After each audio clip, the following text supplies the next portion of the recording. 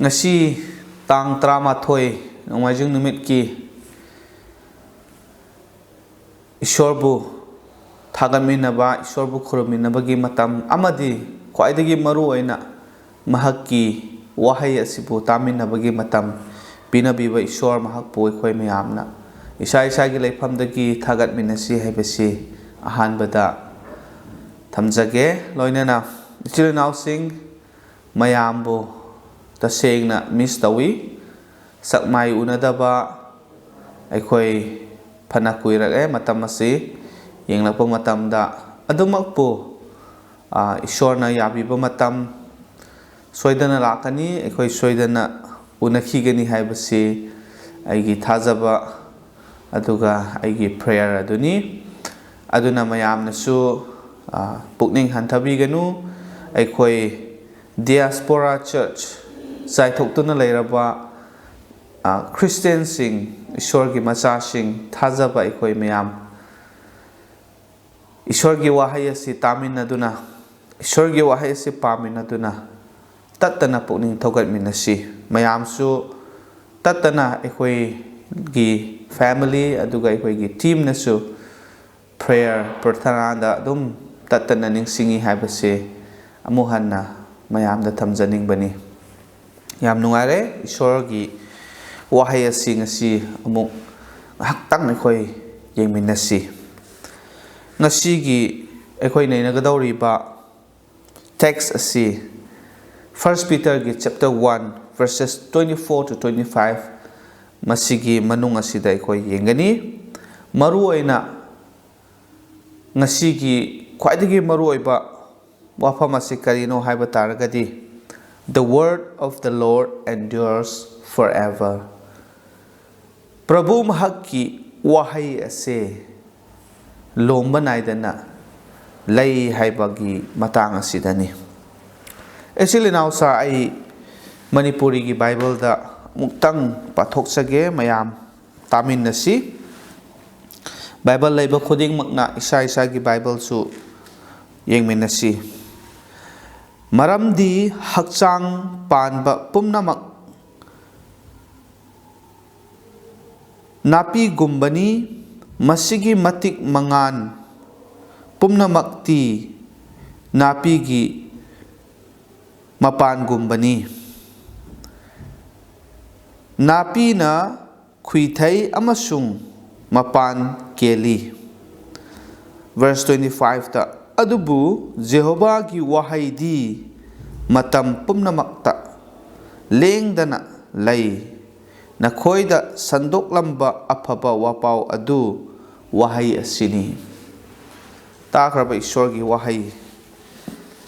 asina ekhoi khudingmakki thamoinungda bor pinabibo isunu pangal hapibo isunu. Ichilinaw sing mioibagi punsi se ahanbada ekhoi ngahaktang amuk khalminnasi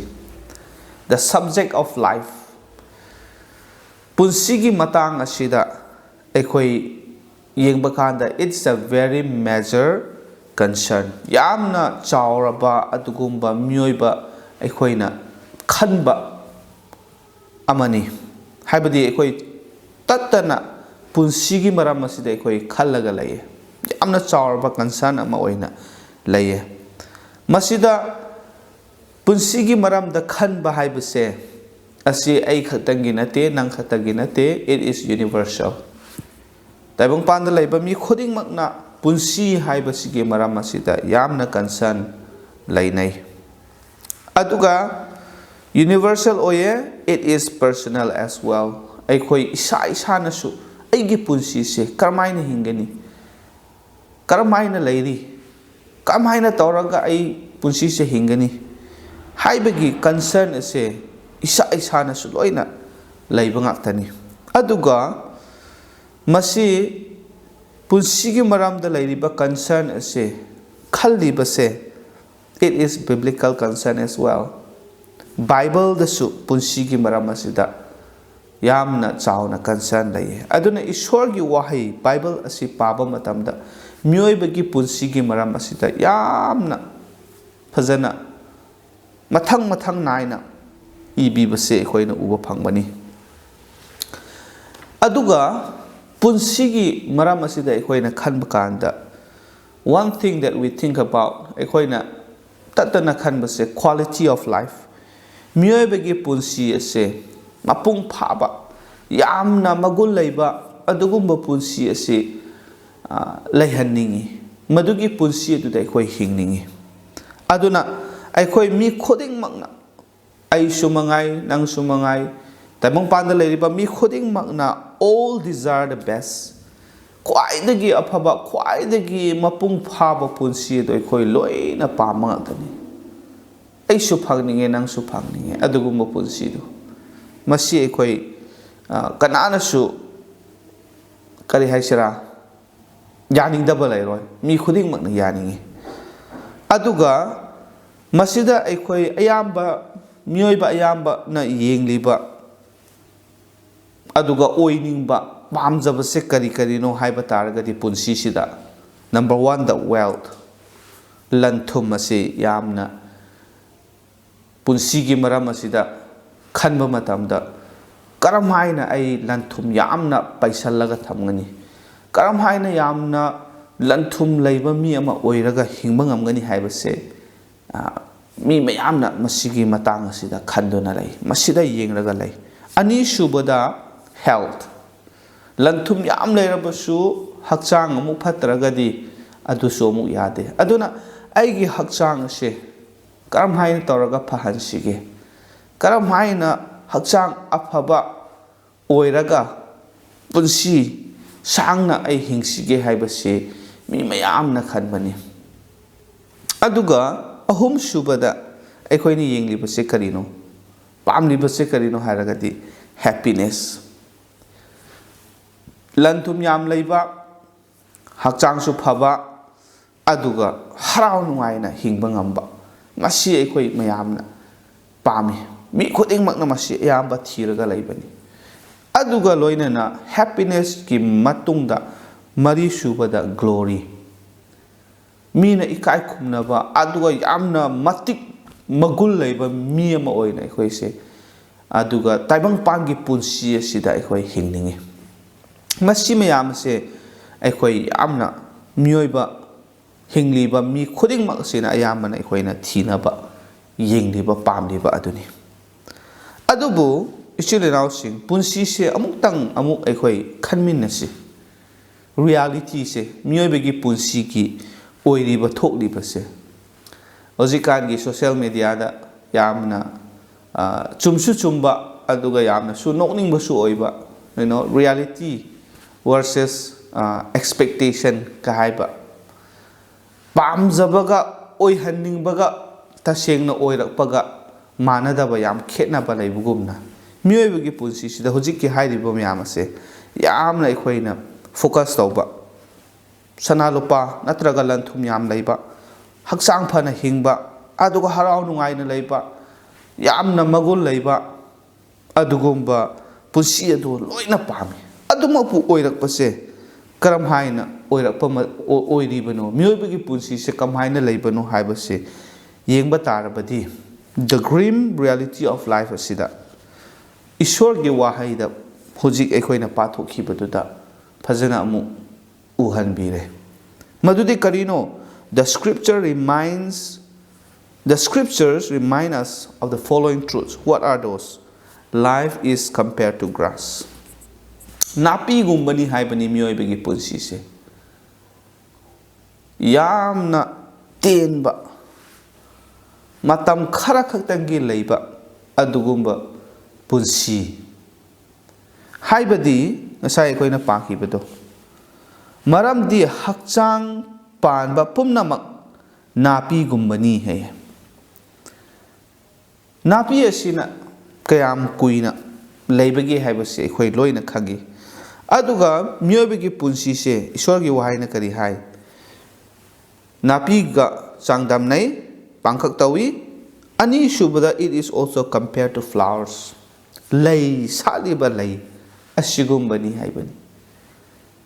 ꯐꯖꯅ ꯃꯁꯤꯗ ꯏꯁꯣꯔꯒꯤ ꯋꯥꯍꯩꯗ ꯃꯤꯑꯣꯏꯕꯒꯤ ꯄꯨꯟꯁꯤꯒꯤ ꯃꯔꯝ ꯑꯁꯤꯗ ꯑꯁꯦꯡꯕ ꯔꯤꯌꯦꯂꯤꯇꯤꯁꯦ ꯁꯤꯗ ꯑꯩꯈꯣꯏꯕꯨ ꯎꯍꯜꯂꯦ aduna masigi wahai mioibagi punsi ase life ase grass napi ga changdamnaba natraga pangkhak tauba amadi flowers lei singa pangkhak tauba sigi wahan thokse karino masigi significance ase karino haiba taragadi life is very short haibani mioibagi punsi se ashukke matik teli haiba se aikoina number 1 da uwe khanghalle ani shubada it is uncertain mioibagi punsi se yamna tenbagi mathakta amuka uncertain hayeng kari oigani karam haina oigani kari oigani karam haina ai hingani haiba se aikoi kanana su tamba haiba ngamba nate uncertain yamna khanghaudana khanghaudana karigumba ama hekta oirapa yaba punsini aduga we do not know when it would end karamba matamda aigi punsi se loigani haiba se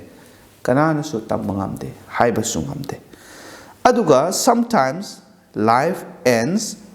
abruptly khanghaudana aikoina kari haisira sem sa haudana loikiba punsi kya su leitaba nate asini mioibagi punsi se aduk ke matik tenba kari oigani tamba ngamdaba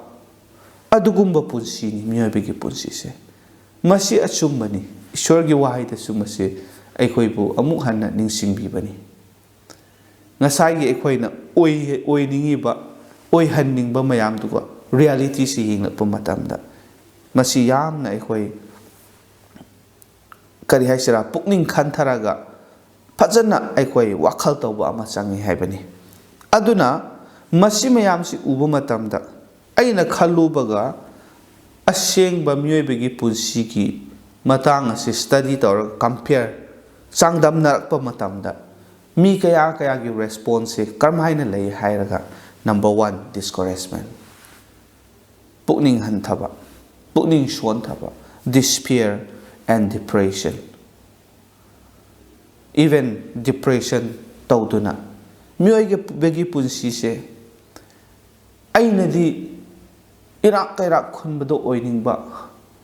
aduga hakchang phana hingningba aduga harau nuaina hingbado oiningba cinema da serial da movie da video da uriba nuai ba punsi yam manba mayam do yenglaga oiningba adumaina oiraksunu haina khanba aduga punsi sangna hinglaga yamna matik magul leiba mioiba ma oina punsi ase ai hingningba adubu asengba oiribadi mioibagi punsi se yamna tenba napi gumba lei saliba lei adugumna panghak tawduna ishwargi wahaina su amu uhanbiba aduga aikoina su aikoigi punsi de su masi uraga aduga thegna duna leiraba masi mayam si yengna pakanda mi kayagi thamoida kanadeda mioibagi punsi se haiduna discourage tawba kari amata tawningdraba aduga ngasai kari haisira tawningbagi wakhal su leitraba aduga depressed tawraga yamna pukning asida sontaduna leibase mayam prithibida leitaba nate masi mayam se mi kaya gi response oina akhoi uba phange aduna ishwargi wahaina aikoida uhanningba khanghanningba message adudi karino hairaga khwaidagi maru oiba punsida aikoina khanggadaba tanagadawba yenggadawba sidi karino hairaga ishwargi wahaisi masi oirame maramdi karigino hairaga ishwargi wahaigi great reality of the word of God ase karino haiba taragadi the nature of the word of God it is eternal ishwargi wahaigi nature ase karam haina oibano haiba taragadi ishwargi wahai asidi lomba naidaba aduga lengdana lay haibani ishwargi wahai ase maduni number 1 nature aduga it endures forever. Masi lengdana sangna even forever hairagati loiba naidaba adukki matik chetna leiba ishor ki wahai ni haibase aikhoina uba phange aduna ishor ki wahai asida aikoi focus tawba darkar oi haibani aduga the word of the gospel asai khoi pathok khibado nakhoida sandok lamba aphaba wa paw haibani aphaba wa paw ase karino aphaba wa paw hairiba wahai ase karino hairagadi this was preached by the prophets of all. Prophets singna maichau singna wa phongdok liba mi singna matam kuiraba thaina gi mamang thaina gi matamda phongdok lamba wahai aduni the word of the gospel ishor gi ningthol leiba ki maramda ishor gi matik mangal ishor gi nungsiba gi maram ishor gi maramda phongdok lamba wahai adu the word of the gospel ani shubada masigi wahai ase prophet singna phongdok lamba khakta natadana it was also preached by the Lord Jesus Christ. Jesus Christa masamak nasu taibang panda lakpa matamda mi mayamda masigi wahai ase masigi aphawa wa paw ase sandok lami ahum shubada the apostles of the Lord Jesus preached the gospel as well. Magi sebok sing mana thakraba pakon chatpasing adunasu mafam khudingda chattuna masigi aphawa wa paw ase sandok lami aduga ngasi aikhoinasu masigi wahai aphaba wa paw gi wahai ase mafam khudingda mi khudingda sandokna nabagi damakta aikoi fully commit tawraga aikoi ngasi phawba honari maramdi masiki wahai ase eternal masigi wahai ase lengdana leiba adugumba wahai aduni aduna the glorious word of the gospel ishorgi lengdraba adugumba aphawa wa paw ase there is nothing more wonderful than to preach the gospel masidagi hena aphaba masidagi hena nungaiba atai leite madudi ishor ki aphaba wapaw asi sandoklaga mi mayamda khanghanba takhanba asidagi hena aphaba nungaiba leite haibani maramdi karigino hairaga masigi aphaba wapaw ase the word of God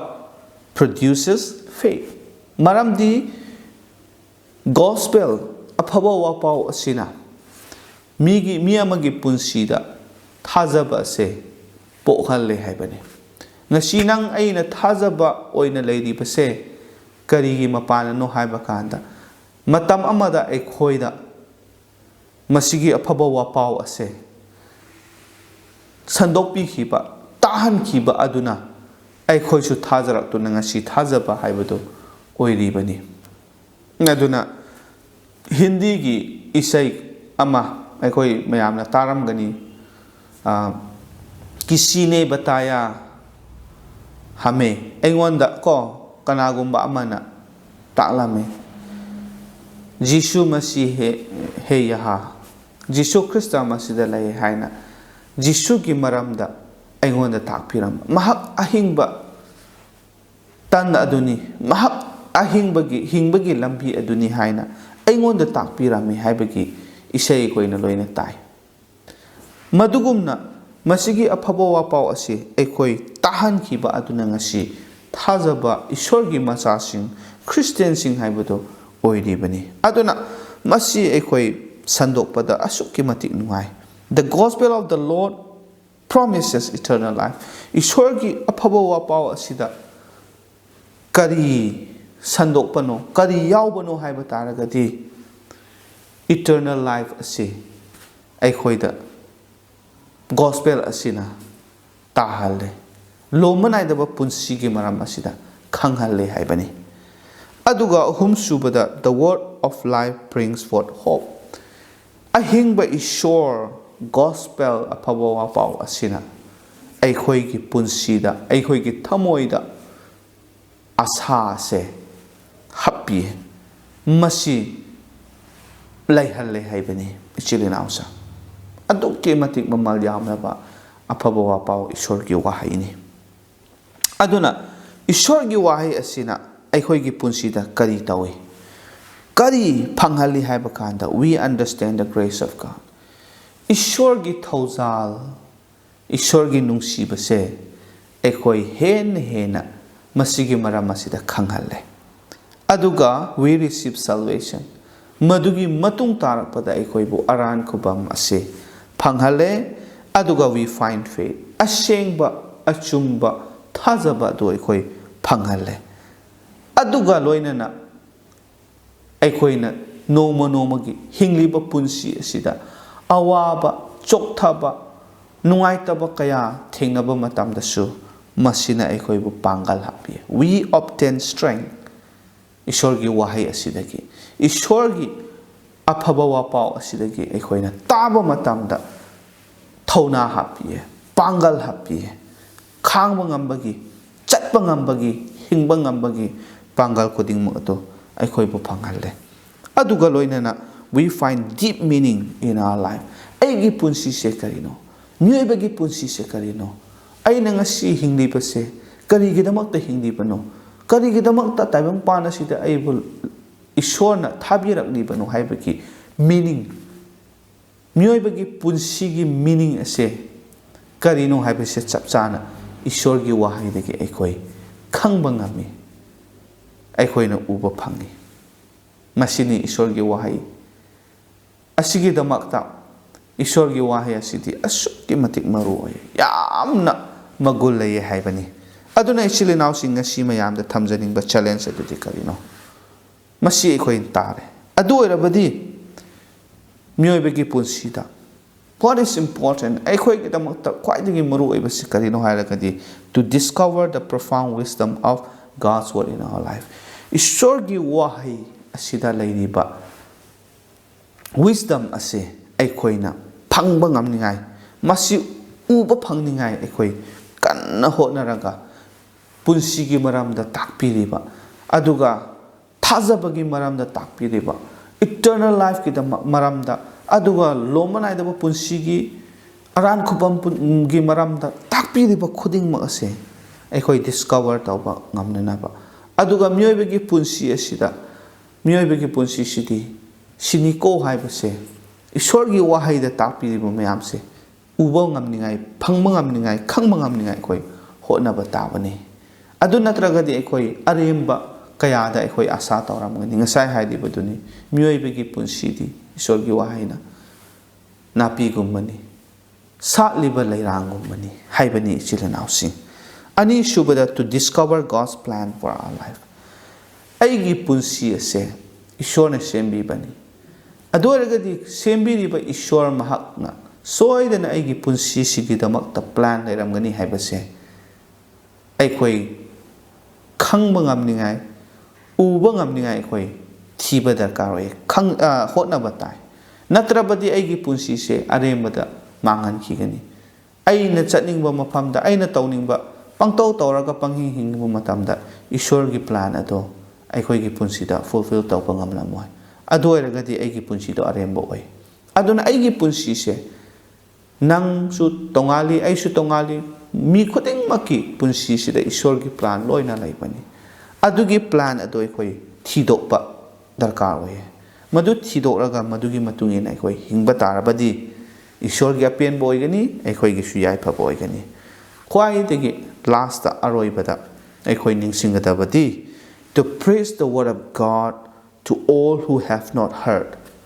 ꯏꯁꯣꯔꯒꯤ ꯋꯥꯍꯩ ꯑꯁꯤꯕꯨ ꯇꯥꯗ꯭ꯔꯤꯕ ꯏꯁꯣꯔꯒꯤ ꯑꯐꯕ ꯋꯥꯄꯥꯎ ꯑꯁꯤꯕꯨ ꯖꯤꯁꯨ ꯈ꯭ꯔꯤꯁꯇꯒꯤ ꯑꯐꯕ ꯋꯥꯄꯥꯎ ꯑꯁꯤꯕꯨ ꯇꯥꯗ꯭ꯔꯤꯕ ꯈꯪꯗ꯭ꯔꯤꯕꯁꯤꯡꯗ ꯑꯩꯈꯣꯏꯅ ꯁꯟꯗꯣꯛꯄ ꯐꯣꯡꯗꯣꯛꯄ ꯇꯥꯍꯟꯕ ꯈꯪꯍꯟꯕ ꯍꯥꯏꯕꯁꯦ ꯃꯁꯤ ꯑꯩꯈꯣই ꯉꯁꯤ ꯗꯤꯌꯥꯁꯄꯣꯔꯥ ꯆꯔꯆꯀꯤ ꯃꯦꯝꯕꯔꯁꯤꯡ ꯏꯆꯤꯜ ꯏꯅꯥꯎꯁꯤꯡ ꯑꯗꯨꯒ ꯃꯁꯤꯒꯤ ꯃꯦꯁꯦꯖ ꯑꯁꯤꯕꯨ ꯇꯥꯔꯤꯕ ꯍꯧꯔꯛꯄꯗꯒꯤ ꯉꯁꯤ ꯐꯥꯎꯕ ꯇꯠꯇꯅ ꯁꯤꯔꯤꯁ ꯑꯣꯐ ꯗꯤꯌꯥꯁꯄꯣꯔꯥ ꯃꯦꯁꯦꯖꯦꯁ ꯑꯁꯤꯕꯨ ꯇꯥꯔꯤꯕ ꯈꯨꯗꯤꯡꯃꯛꯅ ꯑꯩꯈꯣꯏꯅ ꯇꯥꯔꯤꯕ ꯑꯐꯕ ꯋꯥꯄꯥꯎ ꯑꯁꯦ ꯇꯥꯗ꯭ꯔꯤꯕꯁꯤꯡ ꯈꯪꯗ꯭ꯔꯤꯕꯁꯤꯡꯗ ꯇꯥꯍꯟꯅꯅꯕ ꯑꯩꯈꯣꯏ ꯍꯣꯠꯅꯁꯤ ꯑꯩꯅ ꯍꯥꯏꯕ ꯍꯩꯇ꯭ꯔꯕꯁꯨ ꯃꯁꯤꯒꯤ ꯃꯦꯁꯦꯖ ꯑꯁꯤ ꯐꯣꯔꯋꯥꯔꯗ ꯇꯧꯁꯤ ꯅꯈꯣꯏꯁꯨ ꯇꯥꯎ ꯍꯥꯏꯅ ꯇꯥꯍꯟꯁꯤ ꯑꯩꯈꯣꯏꯁꯨ ꯇꯥꯁꯤ ꯑꯗꯨꯒ ꯑꯩꯈꯣꯏꯅ ꯇꯥꯈ꯭ꯔꯕꯁꯦ ꯑꯩꯈꯣꯏꯅ ꯍꯥꯏꯗꯣꯛꯄ ꯉꯝꯂꯒꯗꯤ ꯑꯩꯈꯣꯏꯅꯁꯨ ꯑꯗꯨꯝ ꯇꯧꯕ ꯌꯥꯏ ꯆꯠꯂꯒ ꯇꯥꯈ꯭ꯔꯕ ꯏꯁꯣꯔꯒꯤ ꯋꯥꯍꯩ ꯑꯍꯤꯡꯕ ꯏꯁꯣꯔꯒꯤ ꯋꯥꯍꯩ ꯑꯗꯨꯒ ꯃꯁꯤꯒꯤ ꯃꯃꯜ ꯌꯥꯝꯂꯕ ꯃꯒꯨꯟ ꯂꯩꯔꯕ ꯒꯣꯁꯄꯦꯜ ꯑꯐꯕ ꯋꯥꯄꯥꯎ ꯑꯁꯦ ꯑꯩꯈꯣꯏꯅ ꯁꯟꯗꯣꯛꯂꯒ ꯇꯥꯍꯟꯕ ꯉꯝꯅꯅꯕ ꯃꯌꯥꯝ ꯍꯣꯠꯅꯁꯤ ꯏꯁꯣꯔꯅꯁꯨ ꯄꯥꯡꯒꯜ ꯍꯥꯞꯄꯤꯕ ꯑꯣꯏꯁꯅꯨ ꯏꯁꯣꯔꯗ ꯉꯥꯛꯇꯪ ꯍꯥꯏꯖꯁꯤ ꯊꯥꯒꯠꯆꯔꯤ ꯁꯔꯒꯗ ꯂꯩꯕ ꯑꯩꯈꯣꯏꯒꯤ ꯏꯄꯥ ꯅꯍꯥꯛꯀꯤ ꯅꯨꯡꯁꯤ ꯊꯧꯖꯥꯜ ꯃꯄꯥꯅ ꯉꯁꯤ ꯐꯖꯈ꯭ꯔꯕ ꯃꯇꯝ ꯑꯁꯤ ꯑꯩꯈꯣꯏ ꯃꯌꯥꯝꯕꯨ ꯎꯍꯟꯕꯤꯗꯨꯅ ꯅꯍꯥꯛꯀꯤ ꯋꯥꯍꯩ ꯑꯁꯤ ꯑꯃꯨꯛ ꯇꯥꯍꯟꯕꯤꯔꯦ ꯀꯌꯥꯒꯤ ꯃꯇꯤꯛ ꯂꯥꯏꯕꯛ ꯐꯕ ꯅꯆꯥ ꯑꯩꯈꯣꯏ ꯏꯄꯥ ꯏꯁꯣꯔ ꯅꯍꯥꯛꯄꯨ ꯊꯥꯒꯠꯆꯕꯒ ꯂꯣꯏꯅꯅ ꯉꯁꯤ ꯑꯩꯈꯣꯏꯅ ꯅꯍꯥꯛꯀꯤ ꯅꯐꯝꯗ ꯆꯪꯖꯗꯨꯅ ꯅꯈꯨꯌꯥꯈꯥꯗ ꯅꯤꯖꯅꯤꯡꯕ ꯑꯗꯨꯗꯤ ꯅꯆꯥ ꯑꯩꯈꯣꯏ ꯅꯍꯥꯛꯀꯤ ꯋꯥꯍꯩ ꯑꯁꯤꯗ ꯏꯔꯤꯕ ꯄꯨꯟꯁꯤꯒꯤ ꯃꯔꯝ ꯑꯁꯤꯗ ꯑꯩꯈꯣꯏ ꯍꯦꯟꯅ ꯎꯕ ꯐꯪꯅꯤꯡꯉꯥই ꯈꯪꯕ ꯉꯝꯅꯤꯡꯉꯥই ꯅꯍꯥꯛꯅ ꯑꯩꯈꯣꯏꯕꯨ ꯊꯧꯅꯥ ꯍꯥꯞꯄꯤꯌꯨ ꯊꯤꯕꯒꯤ ꯈꯪꯅꯤꯡꯕꯒꯤ ꯋꯥꯈꯜ ꯑꯗꯨꯁꯨ ꯅꯍꯥꯛꯅ ꯄꯤꯅꯕꯤꯌꯨ ꯂꯣꯏꯅꯅ ꯏꯄꯥ ꯏꯁꯣꯔ ꯑꯩꯈꯣꯏꯒꯤ ꯊꯥꯖꯕ ꯍꯦꯟꯅ ꯀꯟꯈꯠꯇꯨꯅ ꯇꯥꯈ꯭ꯔꯕ ꯅꯍꯥꯛꯀꯤ ꯋꯥꯍꯩ ꯅꯍꯥꯛꯀꯤ ꯑꯐꯕ ꯋꯥꯄꯥꯎ ꯑꯁꯤ ꯖꯤꯁꯨ ꯈ꯭ꯔꯤꯁꯇꯒꯤ ꯀꯟꯕꯤꯕꯒꯤ ꯃꯔꯝ ꯑꯁꯤꯗ ꯑꯩꯈꯣꯏꯅ ꯇꯥꯗ꯭ꯔꯤꯕ ꯈꯪꯗ꯭ꯔꯤꯕ ꯃꯤ ꯈꯨꯗꯤꯡꯃꯛꯇꯁꯨ ꯁꯟꯗꯣꯛꯄ ꯉꯝꯅꯅꯕ ꯄꯥꯡꯒꯜ ꯍꯥꯞꯄꯤꯌꯨ ꯑꯗꯨꯒ ꯃꯁꯤ ꯇꯧꯕ ꯉꯝꯕꯒꯤ ꯊꯧꯅꯥ ꯑꯗꯨꯁꯨ ꯅꯍꯥꯛꯅ ꯄꯤꯅꯕꯤꯌꯨ ꯍꯥꯏꯗꯨꯅ ꯄ꯭ꯔꯊꯅꯥ ꯇꯧꯖꯔꯤ ꯏꯆꯤꯟ ꯏꯅꯥꯎꯁꯤꯡ ꯃꯔꯨꯞ ꯃꯄꯥꯡꯁꯤꯡ ꯇꯣꯉꯥꯟ ꯇꯣꯉꯥꯟꯅ ꯑꯩꯈꯣꯏ ꯆꯥꯏꯊꯣꯛꯇꯨꯅ ꯂꯩ ꯅꯍꯥꯛꯅ ꯈꯪꯉꯤ ꯑꯩꯈꯣꯏꯒꯤ ꯑꯋꯥꯕ ꯑꯩꯈꯣꯏꯒꯤ ꯗꯔꯀꯥꯔ ꯑꯣꯏꯕ ꯑꯩꯈꯣꯏꯒꯤ ꯑꯅꯤꯡꯕ ꯈꯨꯗꯤꯡꯃꯛ ꯏꯄꯥ ꯏꯁꯣꯔ ꯅꯍꯥꯛꯅ ꯃꯥꯒꯤ ꯗꯔꯀꯥꯔꯒꯤ ꯃꯇꯨꯡ ꯏꯟꯅ ꯄꯤꯅꯕꯤꯌꯨ ꯑꯅꯥ ꯑꯌꯦꯛ ꯂꯩꯈ꯭ꯔꯕ ꯈꯨꯗꯤꯡꯃꯛꯀꯤ ꯃꯊꯛꯇꯁꯨ ꯖꯤꯁꯨꯒꯤ ꯃꯤꯡꯗ ꯑꯅꯥꯕ ꯈꯨꯗꯤꯡꯃꯛ ꯅꯍꯥꯛꯅ ꯐꯍꯟꯕꯤꯌꯨ ꯂꯣꯏꯅꯅ ꯏꯄꯥ ꯏꯁꯣꯔ ꯃꯥꯒꯤ ꯗꯔꯀꯥꯔ ꯑꯣꯏꯕ ꯂꯩꯐꯝ ꯆꯥꯐꯝ ꯈꯨꯗꯤꯡꯃꯛ ꯅꯍꯥꯛꯅ ꯃꯥꯒꯤ ꯗꯃꯛꯇ ꯑꯋꯥꯠꯄ ꯈꯨꯗꯤꯡꯃꯛ ꯏꯁꯣꯔ ꯅꯍꯥꯛꯅ ꯂꯝꯕꯤ ꯁꯦꯝꯕꯤꯗꯨꯅ ꯄꯤꯅꯕꯤꯌꯨ ꯑꯗꯨꯒ ꯏꯄꯥ ꯏꯁꯣꯔ ꯑꯩꯈꯣꯏꯒꯤ ꯊꯥꯖꯕ ꯍꯦꯟꯅ ꯀꯟꯈꯠꯍꯟꯕꯤꯌꯨ ꯑꯩꯈꯣꯏꯒꯤ ꯄꯨꯟꯁꯤ ꯑꯁꯤꯗ ꯅꯍꯥꯛꯀ ꯌꯥꯝꯅ ꯅꯛꯅꯗꯨꯅ ꯂꯩꯕ ꯄꯨꯟꯁꯤ ꯑꯣꯏꯍꯟꯕꯤꯌꯨ ꯍꯥꯏꯗꯨꯅ ꯄ꯭ꯔꯊꯅꯥ ꯇꯧꯖꯔꯤ ꯑꯩꯈꯣꯏꯒꯤ ꯄ꯭ꯔꯦꯌꯔ ꯑꯩꯈꯣꯏꯒꯤ ꯄ꯭ꯔꯊꯅꯥ ꯈꯨꯗꯤꯡꯃꯛꯁꯤꯕꯨ ꯇꯥꯕꯤꯕ ꯑꯁꯤꯒꯤꯗꯃꯛꯇ ꯅꯍꯥꯛꯄꯨ ꯊꯥꯒꯠꯆꯕꯒ ꯂꯣꯏꯅꯅ ꯄꯥꯞꯇꯒꯤ ꯍꯟꯗꯣꯛꯄꯤꯕ ꯑꯃꯠꯇ ꯉꯥꯏꯔꯕ ꯀꯟꯕꯤꯕ ꯃꯄꯨ ꯄ꯭ꯔꯚꯨ ꯖꯤꯁꯨꯒꯤ ꯃꯤꯡꯗ ꯅꯤꯖꯔꯤ ꯑꯥꯃꯦꯟ ꯊꯦꯡꯛ ꯌꯨ ꯏꯁꯣꯔꯅ ꯑꯩꯈꯣꯏ ꯃꯌꯥꯝꯒꯤ ꯃꯊꯛꯇ ꯍꯦꯟꯅ ꯕꯣꯔ ꯄꯤꯅꯕꯤꯕ ꯑꯣꯏꯁꯅꯨ